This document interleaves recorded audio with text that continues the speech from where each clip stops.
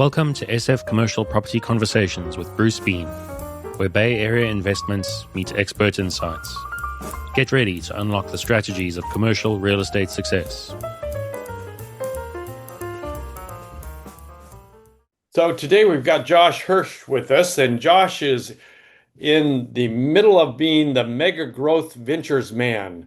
So Josh, it'd be great to have you, and I want to hear how you got from being raised in the Detroit area out to California and getting into sales consulting. It's a very long story. A lot of gray areas you can tell. It started off. I've been in sales since I was 15, and so over the years, I've been in a lot of different sales roles. And I started in real estate when I was 18, and around 2005, I transitioned into coaching and training real estate people. And that kind of gave me my first shot at coaching, because I was always coached since I was about 18, and business coached. And I just kind of, throughout the years, moved into leadership roles in real estate, and in SaaS. And then, in 2018, after a really good experience with a startup here in San Diego, I decided to be a fractional head of growth for other companies. So I was a VP of growth for a venture-backed startup here in San Diego from 2016 to 2018. And after that success, I said, maybe I'll just do this for 4 or 5 companies at a time. And that was the first step. It's changed completely since then, but that was the first step. A VP of growth, that's a new term I've not heard before. So I assume that means well, it's not really sales and marketing, it's how you grow the company. What does that mean exactly? Yeah, a lot of people would say head of revenue generation or VP of sales, that type of role. But I was also, at certain points, I was responsible. Well, I definitely was responsible for all things sales. Every dollar that came in the company, I had some level of responsibility for. And then I had to work with customer success and build out that department, and customer support and build out that department. And so I was the first real leadership hire at the organization. And that was the name we came up with. But it was kind of like whenever they needed me to go to a deal, they just, I threw me in and I just figured it out. Whatever was needed, you were the player for all positions. Pretty much. Yeah. So what was the first company that you were involved with in 2015 that was a startup that got you rolling? Yeah, so that was at the time it was called Agentology. And they changed the name in 2018 to Verse.io. And it was basically a lead engagement company. So basically, real estate agents would have, and lenders would get leads from Zillow and Trulia and Realtor.com and all the portals. And that would go into our company. And we had it's called BDRs, the business development reps, that would basically do all the outbound calling center stuff. And we would call, text, and email them and follow up with them until we were able to transfer them over to the real estate agent. So we basically just incubated their leads, and managed, 100,000, 150,000 leads a month. And then we were delivering all the leads to the real estate agent. So once somebody said, sure, I'd be happy to go look at the property on 123 Banana Street, we would send over to the agent and connect them. Oh, wow. Wow. Yeah. And so that developed into a great company. And then you decided to kind of go out and do this more on your own with different groups. So it kind of built out from there. Yeah, I built a really sustainable sales team. And quite frankly, Bruce, what I did was I consulted myself out of a role. My team was great. I had 7 salespeople that were rock stars. They all sold between 25 and 60 sales per month each. So I had 7 people that were doing 250 to 400 deals per month. And they're on autopilot. And so anyway, long story short, I had built other departments. They had hired other VPs and other things to handle other stuff. And my skill sets would have been as a trainer or heavy business development, like big deals. Um, but they weren't at a point that we could handle an extra 200,000 leads at that time. So we decided that it was best for me to move on. But are you talking about 20 to 50 sales of residential real estate? What kind of sales was that? Of those sale of the real estate agents that were giving us their leads, so they would sign up for, you know, I forget the exact amount, 250 to 400, $500 a month for the most part. Right. Yeah. Um, and then they would sign up with us, pay us that every single month to follow up with all their leads. So we would get between, again, when I was saying the per person, per salesperson, they were getting 25 to like 60 per month, depending on our programs. I got you. Okay. So now what are you up to? Now we build sales teams for other organizations. Oh, wow. Um, so, I was just telling somebody earlier today, like somebody wakes up in the morning and they're stretched and they're like, God, I really wish somebody else was doing all the sales stuff. And they call us and we build it. So we onboard our clients and we basically, usually 5 to 6 hours of interviews of ideal clients and what they say and value propositions and all that stuff. Then we build out all of their assets, basically what to say, when to say it, to whom, how to use all the tools, job posts and the rest of that. Then we go to market and we find salespeople for them, take them through a 7-step recruiting process. And when we have the right person, the last step is to put them in front of the stakeholder. Once they say, yes, we want that person, then we help to onboard them and bring them up to speed. And then we move into a managerial fractional leadership role with them. So we coach them, hold sales meetings, forecast, pipeline review, role play, things like that. So what's the most fun and interesting group you've ever worked with? Oh, gosh. I would say one of the more interesting ones was, one of my companies that we literally just, we're kind of wrapping up right now, but they're one of the larger um, RV resellers in the country. Okay. And so they manage a lot of leads, and we were tasked to build um, and it's not a normal format, more of a custom format, but we were tasked to build a SDR team, to engage all the leads because they had, 4 or 5,000 leads a month, Yeah. tons of leads, 4 or 5,000 leads per month. Wow. Um, and as we were doing that, someone posed a question and said, how close are we to AI doing this? And I said, I think we're pretty early in them doing that, but let me look into it. So I went out and I interviewed 26 companies that do this, and we found a company that's fantastic. And they built out an AI bot that engage, like when somebody looks on Facebook, AI bot calls them with a middle-aged man, Southern draw that has a great pace, and you can change the pace and you can change the tone, you can change everything. And we built out all the content for them to be able to do that. So it's a lot of fun. I love the challenging pieces. So Um, you know, how realistic? I mean, I've heard that these AI bots can basically sound pretty much like you're talking to a regular person, and that some people don't even know they're talking to a bot. so you're asking how realistic that is. Yeah. Um, I would say if anybody had any type of discerning, awareness, taste, whatever you want to call it, like my guess is if you're paying attention, you'll know. Um, they're getting pretty good though. Yeah. They are getting pretty good. And it's like anything else, with AI, what you put into it is what you get out of it. And so if it has 15 attempts to have those conversations, it's not going to learn a lot. But if it has 5,000 or 10,000 a month and it has all these conversations going on and it's finding gaps and finding things that aren't working or are broken, you're going to lose some leads in the meantime. But yeah, eventually it's good. It's good enough for I would say it's really good enough for B2C stuff for some companies that are out there, a couple of few companies that do it really well, which is one that we're using. But I don't think it can take over the people I train right now. Eventually, probably. but not right now.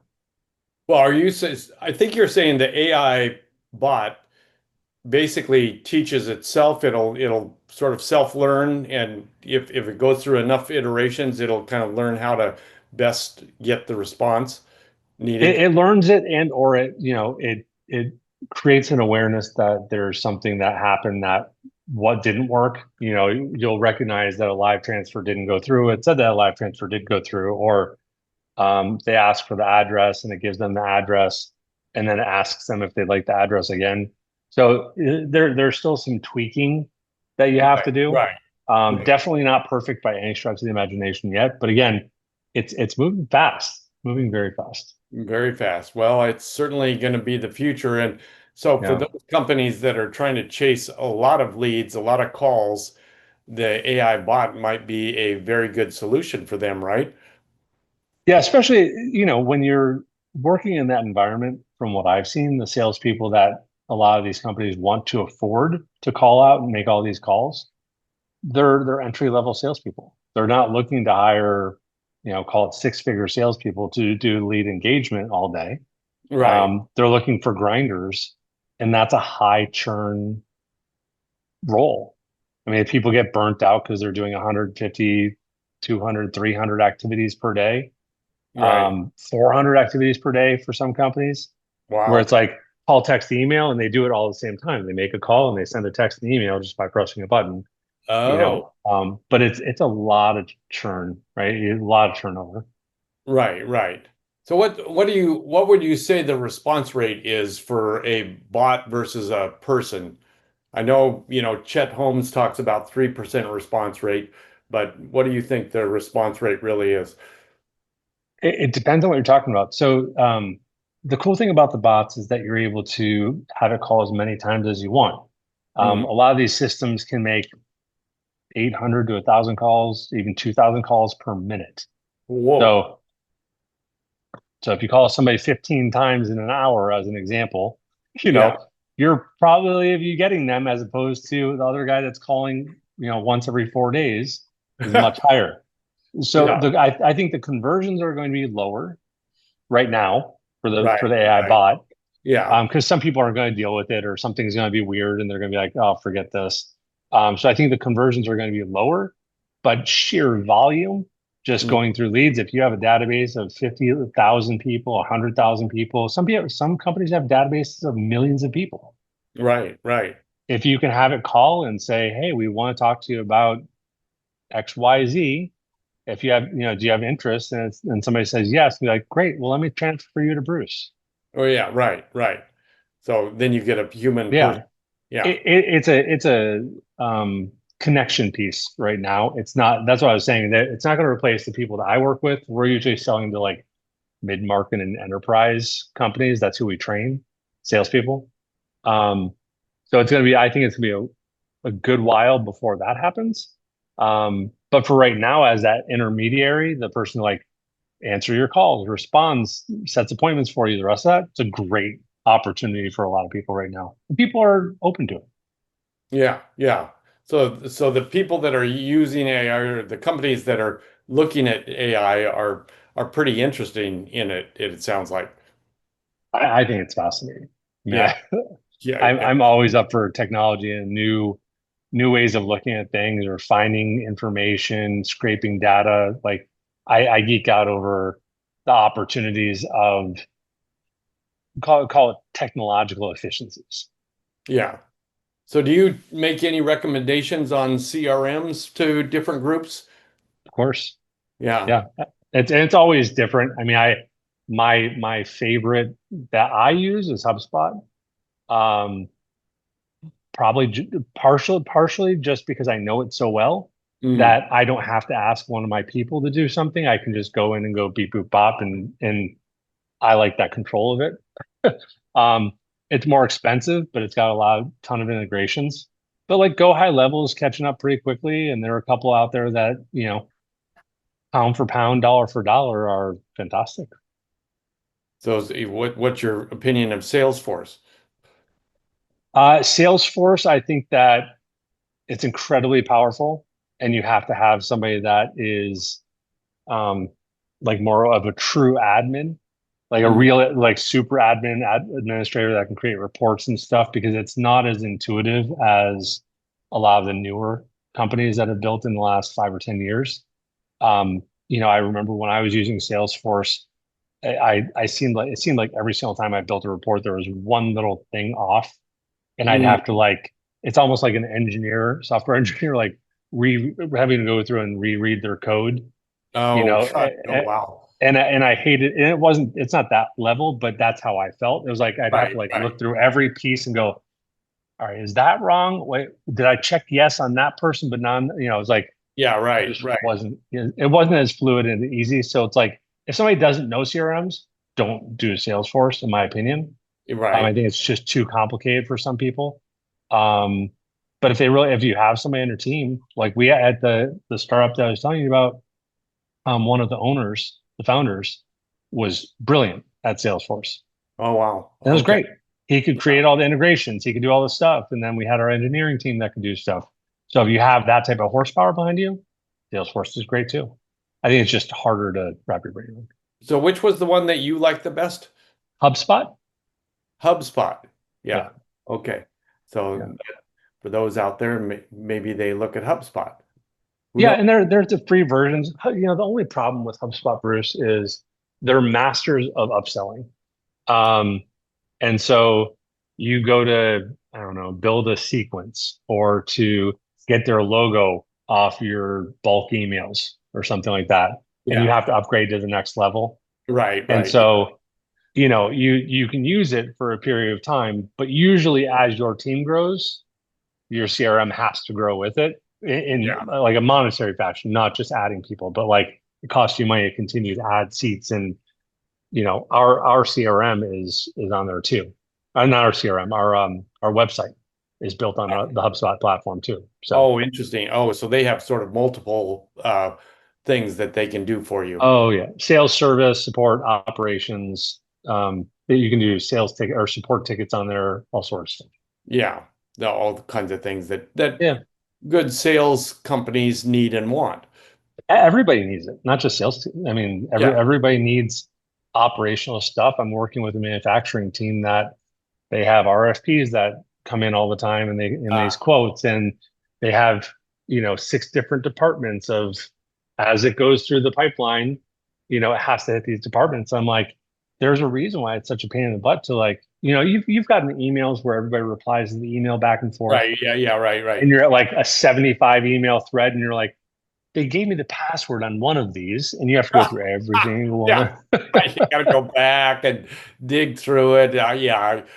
True. Oftentimes I give up and just say, send me what I need here. Yeah. Right. And so, if you're using a CRM properly, anybody in any department can see the things that they need to see Yeah. and quickly Bing, get to it. off it goes. Yeah. Yeah. So some fantastic tools to have out there. I So think you have to have it. so it sounds like you're predicting the future is going to be AI for at least sales engagement and maybe a little further there. What do you think is going to happen is that going to be 3 years, 5 years away? Any idea?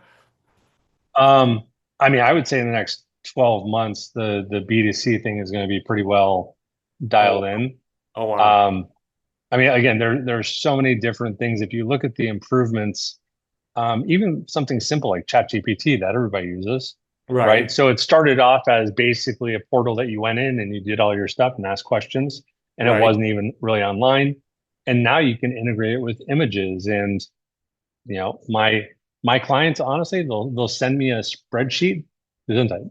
Um, they'll send me a spreadsheet of a bunch of contacts because that's how they've been tracking it forever, and I'll put the Excel spreadsheet in there. I'll say, can you convert this into a CSV file that is in the HubSpot format? And it goes, Wow. and I take that and I put it in the HubSpot, and it's perfect. Oh And my I God. don't have to do any reformatting, right? So it's like, it's really stupid how quickly it's gotten to be really powerful. Right, right. And so for So certain applications in certain situations, AI is fantastic. absolutely, I don't think that I think there are so many situations where honestly, I mean, when one of the things I teach to some of the salespeople is after they record a meeting with Fireflies or whatever tools that they use for that, Yeah. they can take that recording, just a link to it, put it in ChatGPT and say, please send me a follow-up with email to my prospect with all the action items, next steps, in a kind yet conservative format with a positive outlook on blah, blah, blah. And it creates a full email. You could Yeah. do it with a whole follow-up sequence. I mean, it's not very hard anymore. Oh no. I mean, I use it all the time for email editing and it just always fascinates me. I mean, just the Crazy. smallest tweak of a word and you're going, oh, that's like 1,000% better. Yeah. So yeah, Yeah. yeah. I'm selling my house and uh, my lawn died. And the other day I was like, hey, can you write me up whatever it was? I was like, can you write me a really positive note that said blah, blah, blah about my lawn being reseeded and blah, blah, blah. Okay. And Yeah. it populated that and I put it into Canva and it's a beautiful, clean sign in my backyard now. Oh wow. It was like five minutes. Canva produced it. Yeah. Off you Yeah. went. It's Yeah. crazy. Crazy. That is fantastic. So if you were to go back old school here for a minute, Yeah. what would you recommend as a good sales book for people to read? Oof. Old school sales book. I Well, mean, look, maybe not even old school, maybe new school. yeah. Um, I'm blanking on all the books. I have like a whole group of books in my back Oh, house. I'm sure. Yeah. Well, okay. Let Yeah, me. let's find something else to talk. How about The Ultimate Sales Machine by Chet Holmes? Have you read that one? I have not read that. Nope. Yeah. Okay. All right. So that one's an interesting one. I mean, you can go clear back to um, Dale Carnegie and all Oh that. yeah. Yeah. All those I read for years. Honestly, a lot of it um I don't read a lot of sales books now. I do a lot of research online and I'll watch videos and stuff like that. Um, but a lot of it's just discovery for me because I have, and it's not saying I can't learn from, a Chet Holmes or whatever, like any of these people, Yeah. right? Right. Right. Yeah. Um, but I like if somebody said like, what do you teach? What kind of format do you teach? I'm like, Yeah. I've adapted 30 years of sales, right? I mean, I've worked with some of the best trainers in the world. The number two to Dale Carnegie was one of my mentors. Um, and so there are so many people, Rick Barrera was one of my mentors. I worked for international coaching companies and the rest of that. So I mean, I've been so blessed Yeah. with great leadership that for me, I'm like, I don't need to go Yeah. find other stuff. What we do works. And I like to always say, for me, I have a hybrid approach with technology and the human aspect of it and being a person. Like as an example, one of the LinkedIn automations that we have does LinkedIn automations, but I teach my people to do a personalized video outreach. Uh-huh. Actually looking at the person's background, speaking to the background, speaking to the dynamic of the relationship and what it could look like. So they see a sea in their inbox of all the normal, crappy, really long content stuff. And then they Right. see a perfect thumbnail that's really Yeah. attractive based on how we design it. Yeah. So you just have to think outside the box and be different. So are you thinking in this crazy world of TikTok that the less than 30-second video is kind of the way to go these days? I always say that depending on the video, it can be as long as you need it to be. Oh, So, and the reason I say that is if you're wildly engaging, you think of comics or people out there that are great actors or actresses, right? Um, if they're putting on a performance, it doesn't matter if it's 30 seconds or 15 minutes. You're captivated. There's a old speaker trainer named Ron Arden that trained the Tony Robbins and all those guys in the world. I remember being on the edge of my seat, literally, like almost falling off the front of my seat when he was speaking. It was so profound. So for me, I think that if you had to guess or you had to like poke at it, I would say under 2 minutes on those type of videos. If you're giving real content, if you're giving a robotic lame speech, yes, like as short as humanly possible, right? But when people cold call me and they say, can I have 37 seconds of your time to tell you what we do? I'm like, go, Go. Yeah. All right? right. I mean, if you're 37 telling me you have seconds. 37 seconds, I got 37 seconds to see if you're worth anything. Go. Well, plus you probably want, if it's 37 seconds, you probably think, okay, I want to at least hear what this person can come up with in 37 seconds. Let's see how good they are. Right. It's like dance. Let's see what you got. I always take calls from salespeople though. So Oh, that's cool. All right. Well, Josh, where can people get a hold of you? they can go to our website. It's metagrowth.ventures, META growth.ventures, and that is the domain. They can, I mean, I don't know my office number off the top of my head. You can call me at 858-740-7445, which is my cell, or email me at josh@metagrowth.ventures. All right. Well, if you need help in the sales world, call Josh because Absolutely. I think you are the man. I appreciate it, Bruce. All right. Well, great to have you on. I think I want to reconvene in like 3 to 6 months and see how this whole AI sales world is working. Yeah, let's do it whenever you want. That's a wrap on today's journey through the SF commercial real estate scene. Ready to share your story? Visit sfcommercialconversations.com/guest. Your insights could lead the next conversation.